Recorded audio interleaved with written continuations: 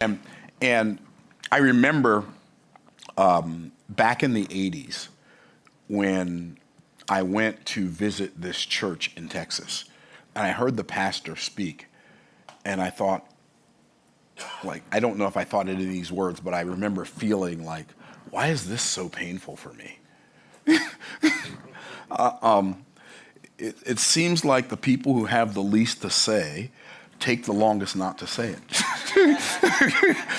And one of the things I noticed about this particular preacher was his most prolific description of everything was the word thing. Well, you got to do that thing.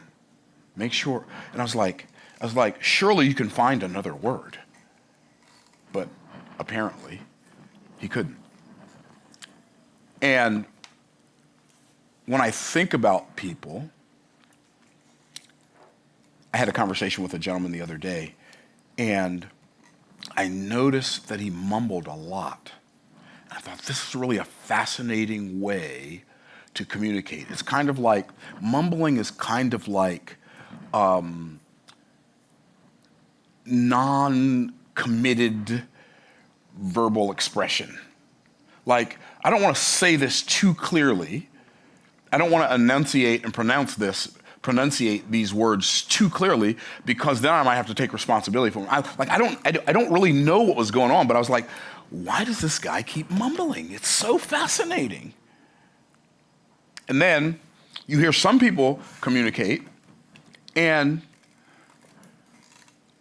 some are clearly intelligent, others clearly not so much, and they use a lot of profanity.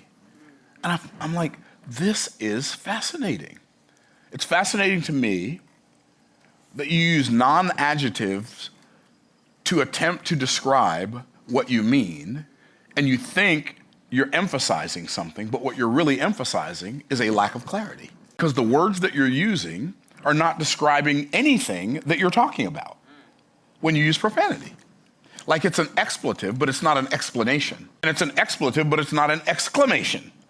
It's just an expletive. It's a demonstration of verbal laziness.